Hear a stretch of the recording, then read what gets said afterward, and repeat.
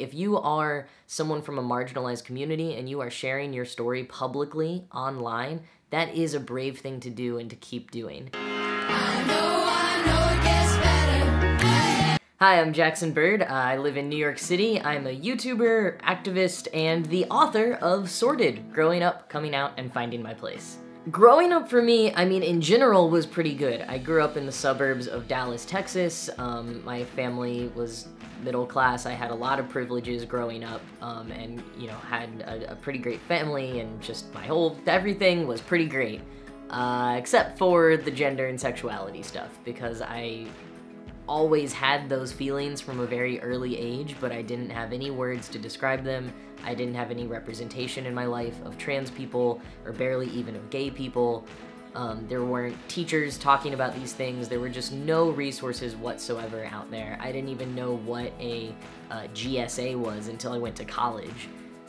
So from that side of things, growing up was kind of rough. And because of my experiences, it not only makes me want to share as much information as I can and try to be that representation that I didn't have, but it also makes me have a soft spot in my heart for kids growing up in rural areas that don't have as many resources and like access to this representation and support centers and GSAs like kids might in more affluent areas or in more urban areas. So when I was in college, that was when I was really figuring out my gender. That was when I had finally been presented with an example of a trans person who had just come out and started transitioning. That's when I finally learned the words to describe what I was feeling and was therefore able to research what my options were, and what all of that meant, what it meant to be trans, what it meant to transition. But it took me about 6 years from discovering that until I eventually came out and started transitioning. And in that 6 years was college and a lot of really intense feelings, a lot of dysphoria, a lot of depression and anxiety. I did not make any friends in college. I mean, to this day, like, it stings a little bit when I hear all my friends talking about, like, the great times they had in college and these lifelong friends they've made, and I just sort of, like, I don't have any friends that I made in college, really. I didn't have a good time in college. It's just all kind of this blur of stress and depression. And there were many times throughout college when I felt like I wasn't sure if I could really go on because everything was just too much. I'm really lucky that I did still have a support system in my friends from growing up, and in my mom, and eventually I was able to push myself to go to the on-campus LGBT center, and a little bit later some community support groups, and eventually worked with the health clinic to get a therapist that I got to talk to, and everything started coming together. But I remember what it was like when it felt like there was no hope, and when it felt like those things were impossible and they weren't for me to access, like that I couldn't afford it, or that for some reason I wasn't worthy of those solutions. That was a really, really tough place to be in. I know what it's like to feel like solutions being presented to you are insurmountable or just for some reason impossible, because even just getting out of bed feels like an impossible feat. But I tried to find coping mechanisms where I could, which for me was going to the gym, was writing in my journal a lot. It was trying to remind myself that, you know, everything wasn't the end of the world. Like, if I needed to take a break, to take a nap, or watch a TV show, or go on Tumblr for a while, it was okay, and like, that I wasn't gonna completely ruin my life if I handed in an essay late or made a bad grade.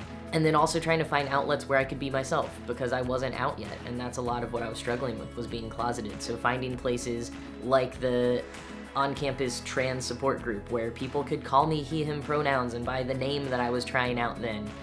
Anywhere where I could sort of try to be myself and work out what I was feeling was really helpful. For me, it was a lot easier to talk to relative strangers in a support group than it was to talk to someone in my life who I had come out to.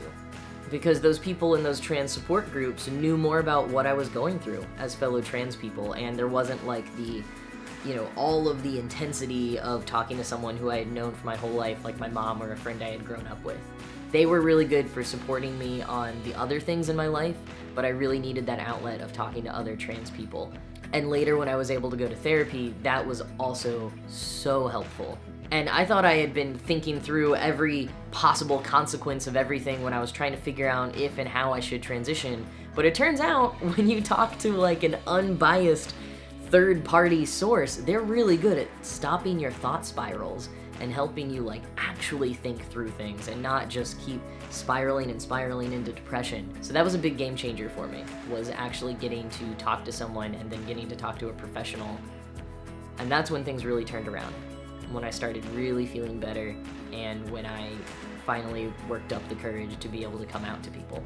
I wrote my book Sorted at first actually as a zine, which are like self-published kind of magazines that you can make on any topic and just, you know, write them on pieces of paper and staple them together and give them to your friends. So I actually did that as a thank you for donors who donated to help me close the gap in my funding on top surgery back when I had top surgery.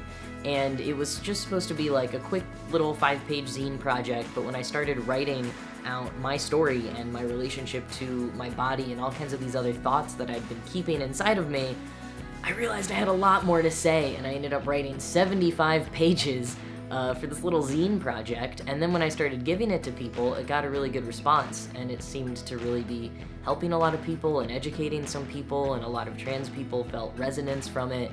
And so I was just sort of like, man, maybe I should do something more with this. Maybe I want to make this a bigger project. And so I started trying to turn it into a book. And now here we are. It's a real book. Nowadays, I mean, everyone gets stressed. I still suffer from depression and anxiety sometimes, but for the most part, life's just good. It feels so much better than it did years ago when I was struggling in college and struggling with coming out. Those days are just so intense, and it's so hard to see that they will ever end, but like they will.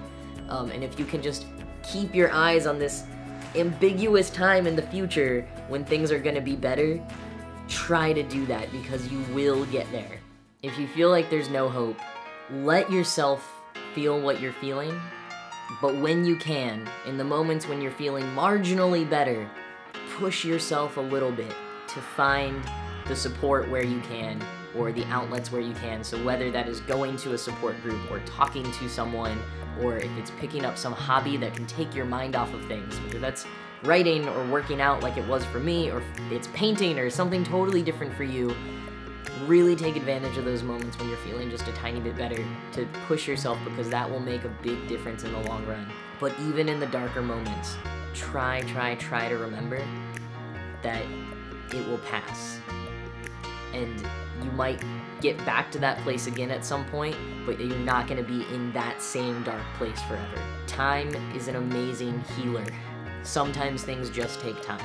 It took me 6 years of being in that dark place before I could come out and start living my life the way I wanted to. And that felt like a very long, impossible amount of time when I was in it. But I got out, and you will too. I'm Jackson Bird, and it gets better.